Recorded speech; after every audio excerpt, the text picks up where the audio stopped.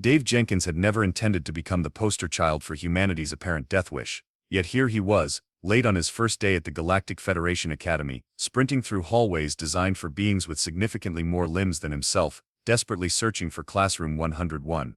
Extreme survival tactics, he muttered, checking his registration papers again. Who even schedules something like that at 0800 hours? The registration officer, a floating mass of translucent tentacles named Glocks, had looked at him with what Dave assumed was pity when assigning him the course.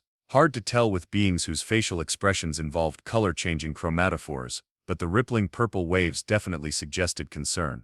Human Jenkins, Glocks had gurgled through its translation device. This course is typically reserved for Tier 3 species with advanced adaptation capabilities. Great, Dave had replied with a thumbs up, oblivious to the implications.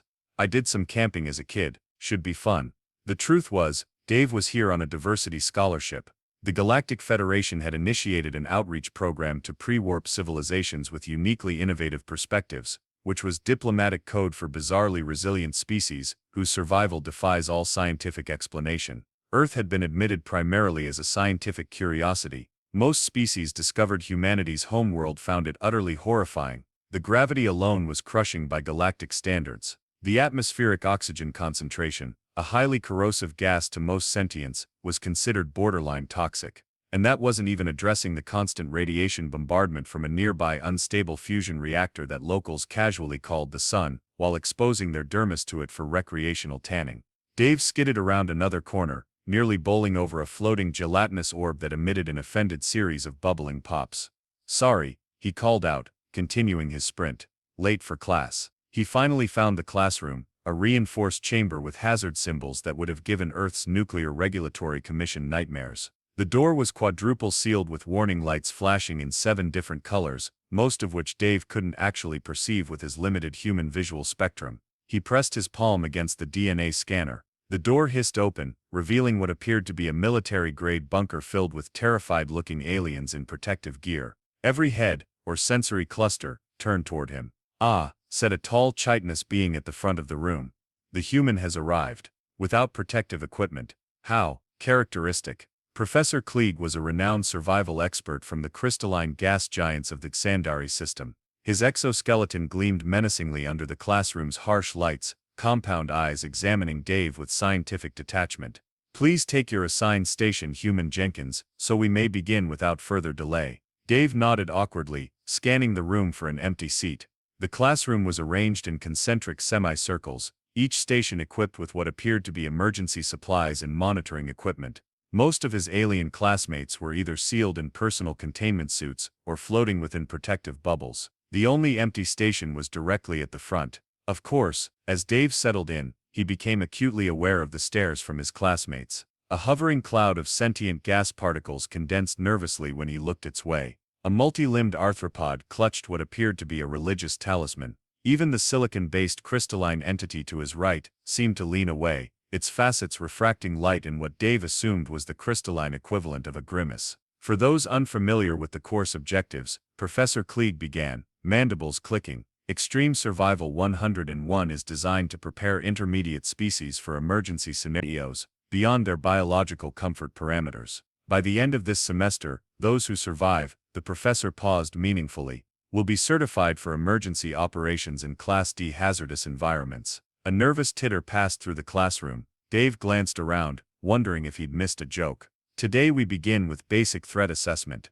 The first skill any survival specialist must master is correctly identifying which environmental factors present immediate lethal danger versus mere discomfort. Professor Klieg gestured with a segmented forelimb, and the classroom's central holographic projector activated, displaying a rotating planet with swirling white cloud formations over blue oceans. With a start, Dave recognized Earth. This, announced Professor Klieg, is classified as a death world. Observe the unshielded exposure to stellar radiation, the corrosive free oxygen atmosphere, the crushing gravity, extreme temperature variations, and persistent biological warfare conducted by microscopic pathogens. The hologram zoomed in to show common Earth scenes: children playing in a park, people swimming at a beach, a crowded street market. The indigenous sentients have evolved in these conditions, and remarkably, consider them ideal. Today's lesson will examine how such deathworld adaptations might be temporarily mimicked in emergency scenarios. Dave raised his hand, Yes, human Jenkins, Professor Klieg acknowledged, compound eyes focusing with intensity. Sorry, but you're using Earth as an example of a place that's hard to survive in? The classroom fell silent. Several students activated additional protective measures, the gas cloud being condensed into its densest form, possibly preparing for rapid evacuation.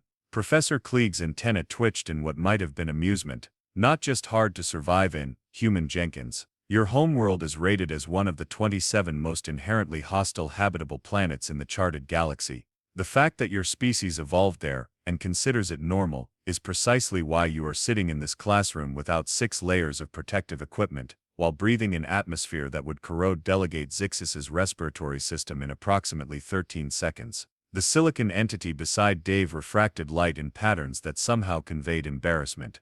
Now, Professor Klieg continued, shall we proceed with today's survival scenario, or would anyone else like to question the fundamental principles of xenobiology?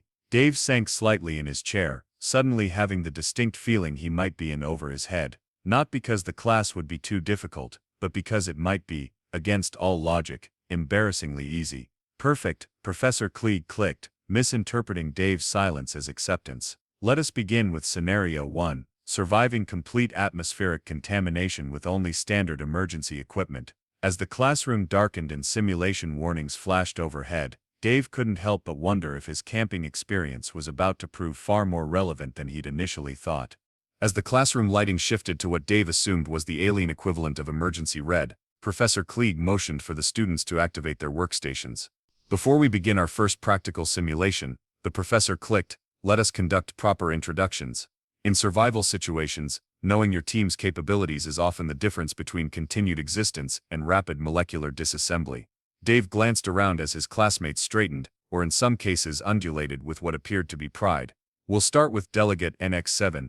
Professor Klieg pointed toward a shimmering, gelatinous cube pulsating with bioluminescent veins, specialized in vacuum survival and radiation resistance. NX7 species evolved in the radioactive debris fields orbiting a neutron star. The cube rippled its surface in acknowledgement, glowing briefly brighter. Next, Delegate Physic. This time Klieg gestured to what looked like a collection of hovering metallic spheres arranged in a rough humanoid shape. Magnetic field manipulation and extreme temperature survival specialist. Capable of functioning at both near absolute zero and plasma state temperatures. The spheres briefly separated and spun in an elaborate pattern before reassembling. Delegate Chlora. A plant-like being with translucent green skin inclined what appeared to be its head, photosynthetic membranes rustling.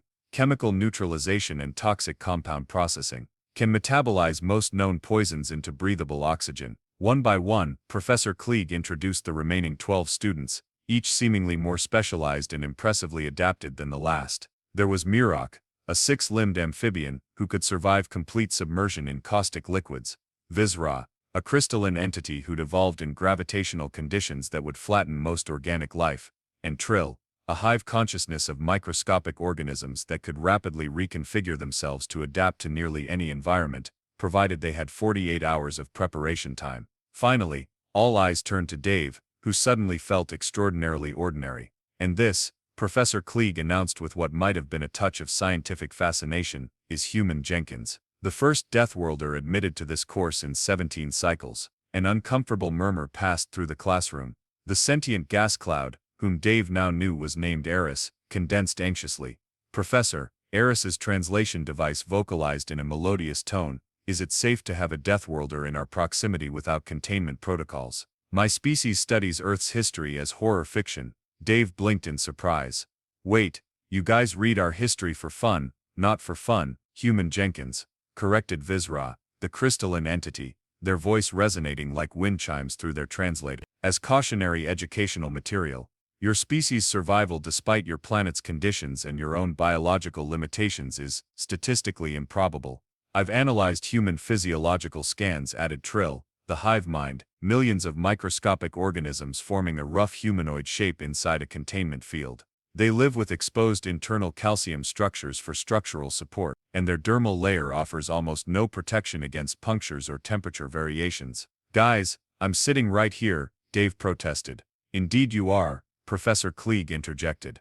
And that alone is considered noteworthy. Human Jenkins comes from a planet where the atmospheric pressure would crush many of you, where oxidizing agents freely circulate in the air, where the indigenous microbiota wage constant war against all other organisms, and where the planetary rotation creates temperature fluctuations that most civilized worlds would consider catastrophic. Dave shifted uncomfortably. It's really not that bad. We call it weather, they call it weather, echoed Mirok, the amphibian, with something like reverence. My thesis advisor studied Earth's hurricanes, monstrous rotating air masses that destroy everything in their path. Humans just rebuild afterward. What's your specialty, Human Jenkins? Asked Chalora, the plant-like being, photosynthetic membranes fluttering with what Dave interpreted as curiosity.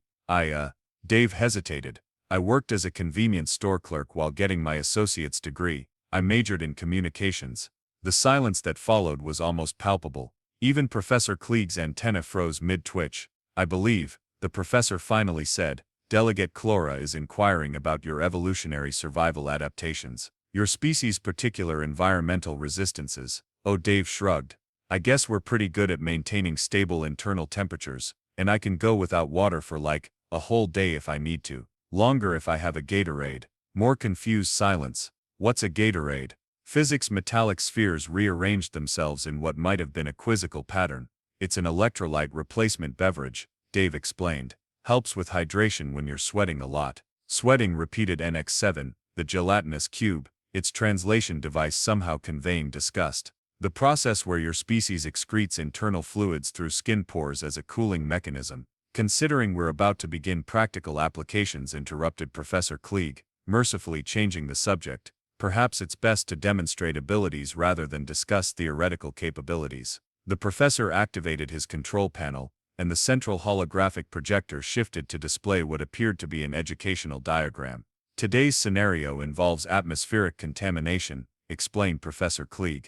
You will each be sealed in individual simulation chambers, where the standard breathable atmosphere mix will be gradually replaced with various non-compatible elements. Using only the emergency equipment provided, you must maintain life functions for 30 minutes. Dave examined his workstation and found what looked like a standard emergency kit, various sealed containers, tools he didn't recognize, and something that might have been a breathing apparatus designed for a species with considerably more respiratory openings than humans possessed. The simulation is fully monitored, continued Professor Klieg. Should your life signs indicate imminent biological failure, emergency protocols will automatically extract you. This will, however, result in a failing grade for this exercise. The class tensed noticeably. Preparation time is 5 minutes. Simulation begins thereafter. As Dave's classmates frantically began examining their equipment, Chalora leaned slightly toward him, photosynthetic membranes vibrating in what seemed like concern. Human Jenkins,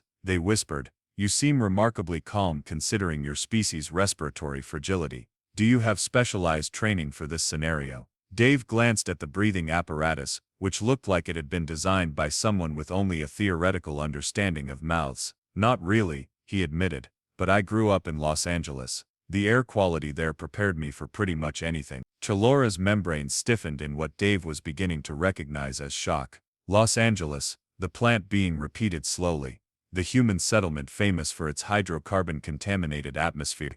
You voluntarily lived there. Well, the rent was cheaper than San Francisco, Dave shrugged. Before Chlora could respond, Professor Klieg announced, preparation time concluded. Simulation chambers activating.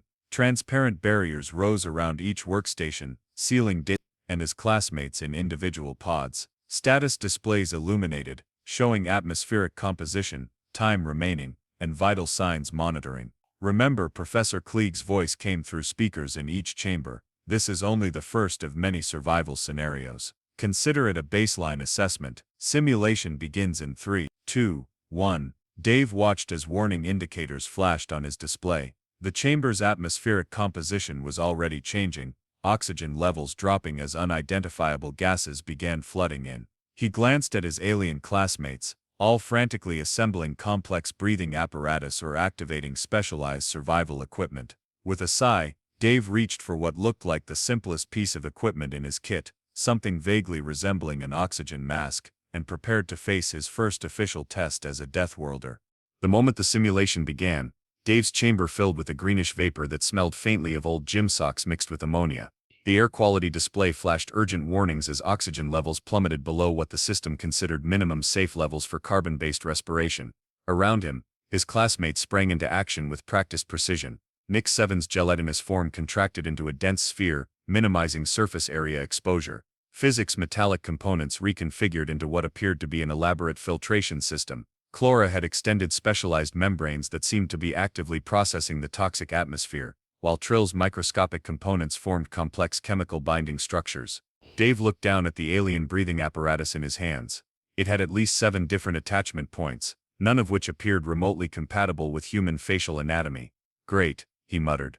His vital signs monitor was already flashing yellow warnings. The gas concentration was increasing, making his eyes water slightly. Nothing serious yet, but definitely uncomfortable. Looking more carefully through the emergency kit, Dave found what appeared to be a canister with various chemical indicators and a series of adapters. After a moment of consideration, he attached one that seemed roughly appropriate for the breathing apparatus, then fitted the contraption as best he could over his nose and mouth. The result was awkward and leaked around the edges, but it helped filter some of the more noxious components of the artificial atmosphere. Meanwhile, Dave couldn't help but notice that several of his classmates appeared to be struggling despite their specialized adaptations. Mirok, the amphibian, had completely submerged into a portable liquid environment but was showing signs of distress as toxins from the air diffused into the liquid. Vizra's crystalline structure had developed concerning fracture patterns along their outer facets. Human Jenkins, Professor Klieg's voice came through the chamber's communication system. Your oxygen saturation levels are dropping below what our medical database indicates is sustainable for your species. Do you require emergency extraction? Dave gave a thumbs-up signal that he hoped translated across species barriers and adjusted his makeshift mask. The truth was, while uncomfortable, the gas mixture wasn't significantly worse than that time his college roommate had attempted to deep-fry a turkey indoors, or that summer he'd spent as a pool maintenance technician mixing chlorine in poorly ventilated storage rooms. The minutes ticked by. Dave noticed his breathing had naturally become shallow and measured, an unconscious adaptation to the poor air quality. He thought back to his high school swim team days, when they'd practiced holding their breath to improve lung capacity. 20 more minutes of this would be unpleasant but manageable. 15 minutes into the simulation, the emergency extraction system activated with a loud alarm. The transparent barrier around Eris's station disappeared as the gaseous entity was evacuated from the chamber, their cloud formation dissipating dangerously in the toxic atmosphere before stabilization measures took effect. Delegate Eris has been eliminated from the exercise, announced Professor Klieg dispassionately. 5 minutes later, Mirok and one other student, a reptilian being named Draz, were similarly extracted, their life signs having deteriorated beyond safety parameters. Dave was feeling lightheaded now, his vision occasionally blurring around the edges. The makeshift breathing apparatus was helping, but it clearly wasn't designed for human physiology. Still, he'd certainly felt worse after particularly intense soccer matches or that time he'd helped his uncle re-roof his house in July. When the simulation timer finally reached 29 minutes, another alarm sounded. This time it was Vizra, the crystalline entity, whose structural integrity had been compromised by the corrosive elements in the atmosphere. As Vizra was evacuated, their translation device emitted what sounded suspiciously like crystalline profanity. 30 minutes complete, Professor Klieg announced finally. Simulation ending. The toxic gases were rapidly vented from each chamber, replaced with standard breathable atmosphere.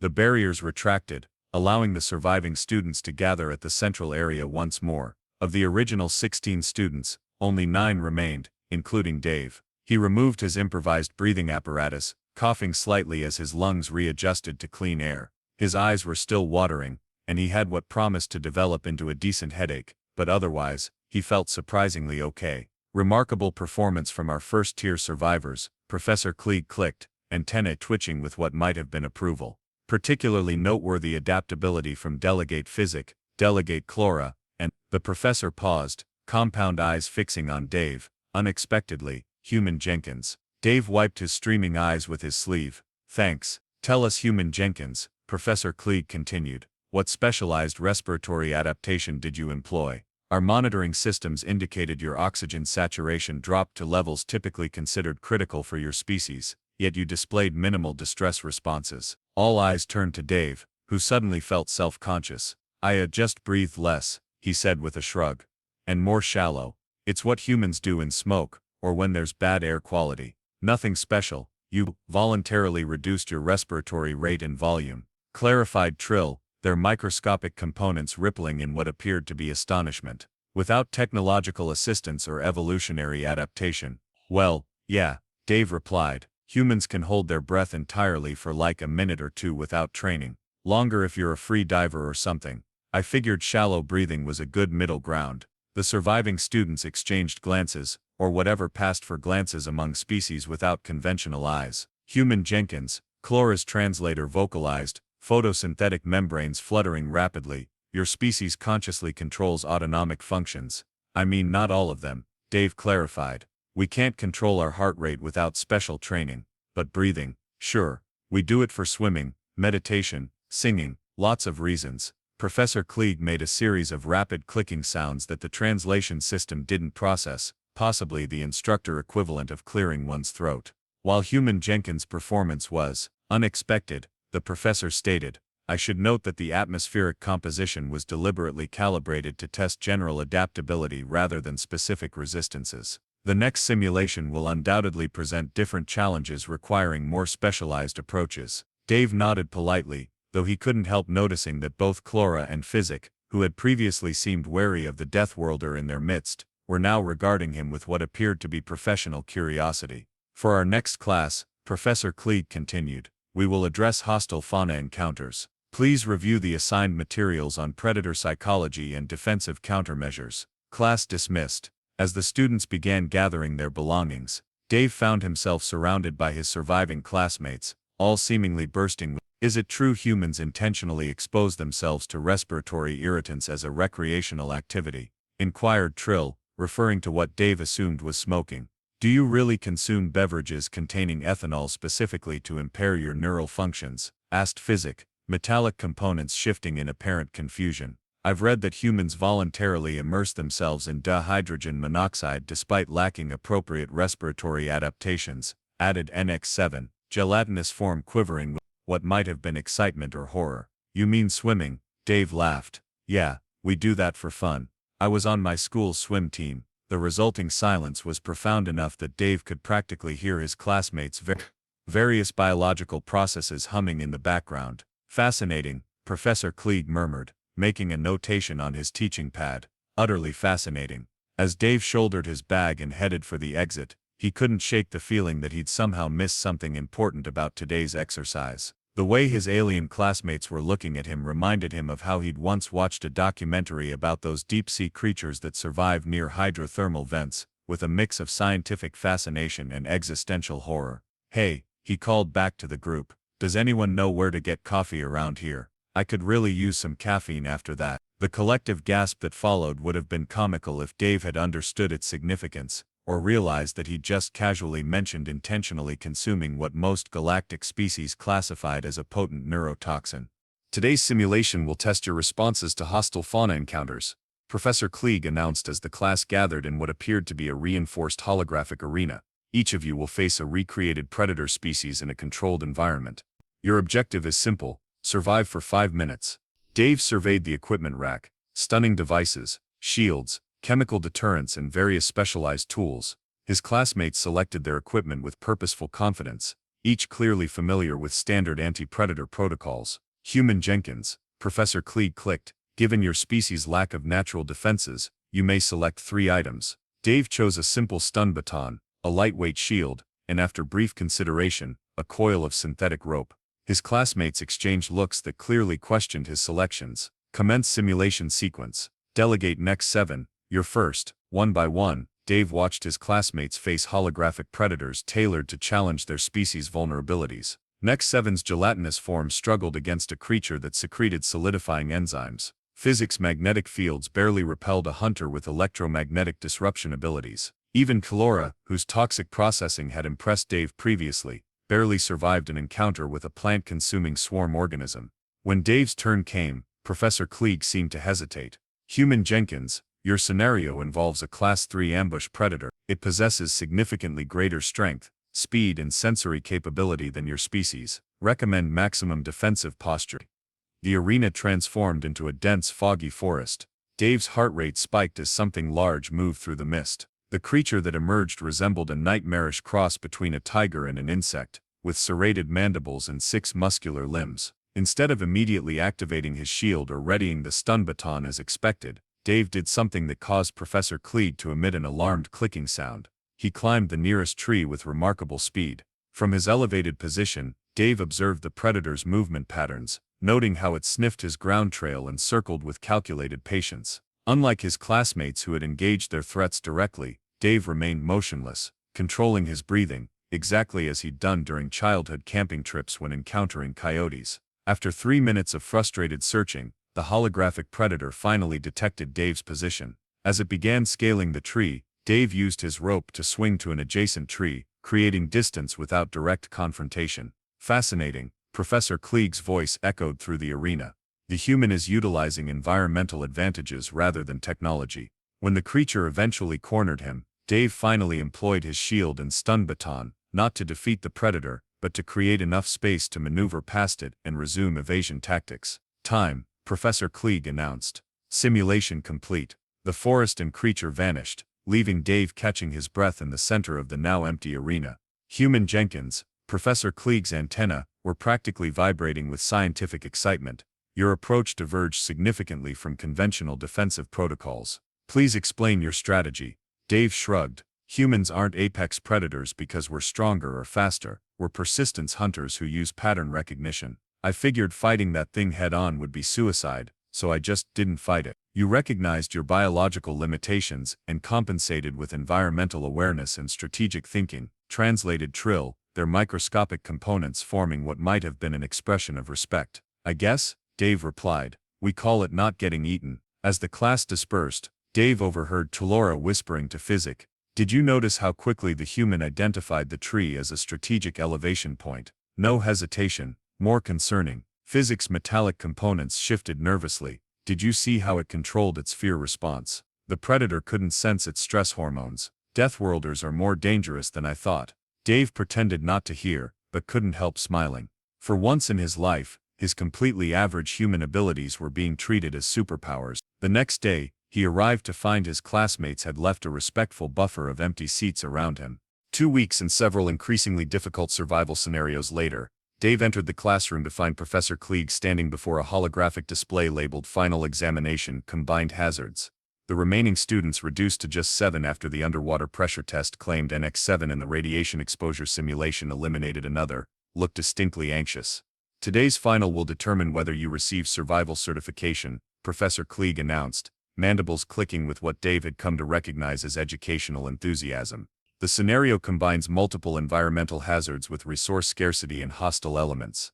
It is designed to be statistically improbable to complete. Trill's microscopic components formed a nervous pattern. Professor, what exactly is the pass rate for this examination? Historically speaking, Klieg's compound eyes gleamed, approximately 12%. A collective murmur of distress rippled through the classroom. However, the professor continued, this is the first time we've had a Deathworlder in the course. I confess to considerable scientific curiosity regarding Human Jenkins' performance. Dave felt all eyes turned toward him. Over the past 2 weeks, his classmates had developed a strange mixture of respect, fascination, and residual terror toward him, especially after the emergency nutrition acquisition exercise, where he demonstrated how humans could digest a startling variety of organic matter.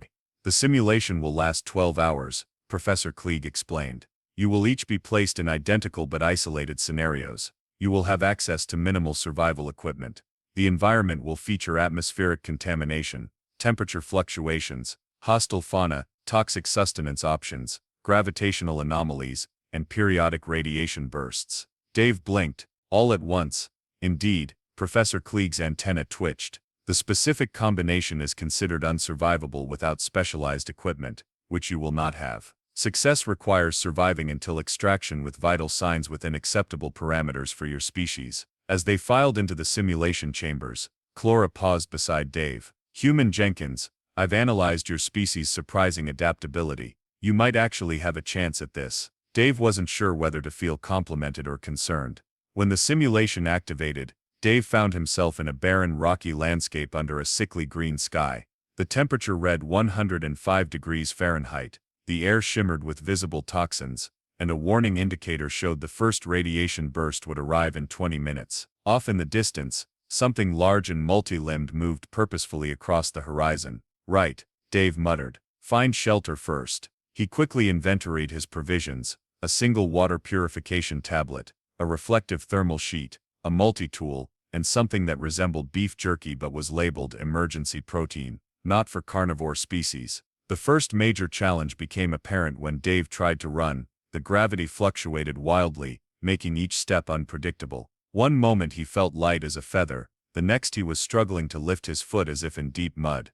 This is just like that time the elevator broke at the Empire State Building, and I had to take the stairs. Dave grumbled to himself, adapting his gait to the fluctuations with surprising quickness. He located a cave in a nearby cliff face just as his radiation warning began blaring. Inside he discovered a small pool of liquid that his equipment identified as marginally potable with significant filtration. As the radiation levels outside spiked, Dave worked methodically. He used the reflective sheet to create a moisture trap, collecting condensation from the cave's humid air. The multi-tool helped him chip away loose rocks to block the cave entrance, reducing radiation exposure.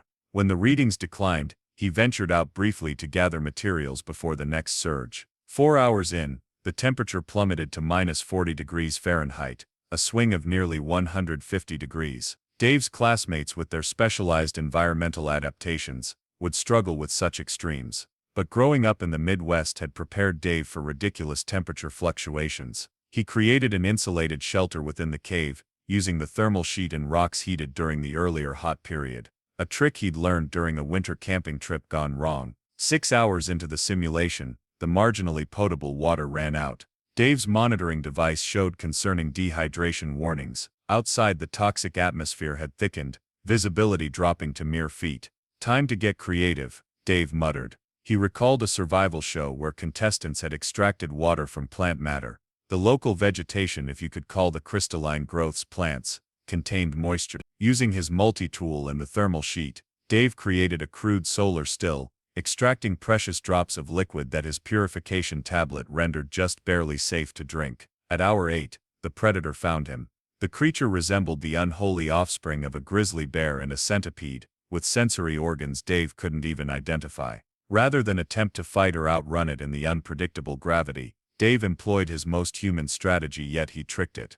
Using the remaining emergency protein as bait, Dave created a diversion that sent the creature tumbling down a gravity fluctuation zone, buying himself precious time as it struggled to reorient itself. By hour 11, Dave was experiencing symptoms of mild radiation poisoning and dehydration. His vision occasionally blurred, and his hands trembled slightly. The environmental hazards had intensified, combining in ways that pushed even his Deathworld adaptations to their limits. The extraction countdown finally appeared on his monitor, 5 minutes remaining. That's when the final challenge revealed itself. The extraction point glowed on his map, on the opposite side of a chasm that had opened in the landscape, filled with what appeared to be acid vapor. Dave assessed his options with the pragmatic calm that had increasingly impressed his alien classmates. The gravity fluctuations made jumping impossible to calculate. The acid vapor would cause significant damage to exposed skin. His solution was quintessentially human: improvisation with available materials. Using the now empty water purifier packaging, Dave created a crude mask. He wrapped the thermal sheet around exposed skin. Then, watching the gravity fluctuation pattern, he timed his run to coincide with a low-gravity cycle, and simply leaped across the chasm, accepting the minor acid burns as an acceptable trade-off for successful extraction. When the simulation ended, Dave emerged from his chamber exhausted, dehydrated, and sporting several first-degree burns, but alive and conscious. To his surprise, he was the only student still standing. The others had been extracted early due to life-threatening conditions, or had completed the simulation, but required immediate medical attention. Professor Kleeg's compound eyes focused on Dave with what could only be described as academic awe. "Human Jenkins," the professor clicked, "your approach to the combined hazards was unorthodox. Is that good?" Dave asked, accepting a rehydration solution from a medical drone. "It was unprecedented," Kleeg clarified. "You lacked specialized adaptations for any single hazard, yet compensated with what appears to be generalized problem-solving and pattern recognition. You treated multiple lethal conditions as mere inconveniences to be managed rather than existential threats." Dave shrugged.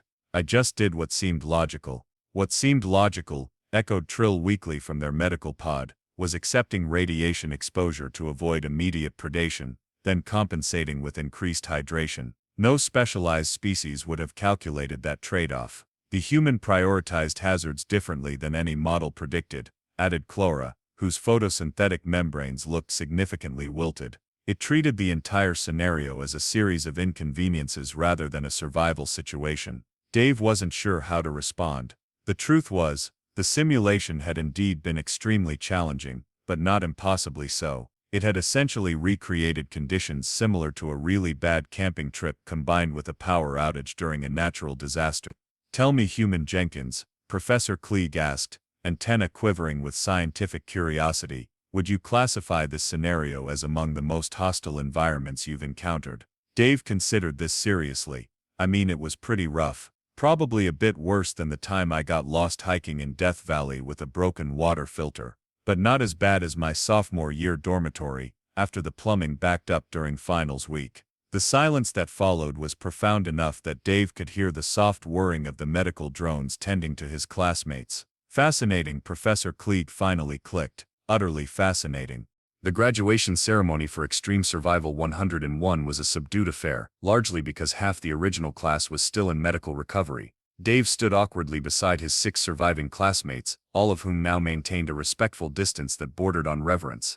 "This term has been most illuminating," Professor Klieg announced, mandibles clicking in what Dave had learned was academic satisfaction, particularly regarding our understanding of Deathworld adaptations. Dave accepted his certification with a polite nod, still confused by the fuss. He'd barely passed his regular college courses, yet here he'd apparently set some kind of record. "Human Jenkins," Professor Klieg said, extending a chitinous limb in what approximated a handshake, "the xenobiology department has requested you consider participating in their research program. Your species' unique perspective on survival situations has significant academic value."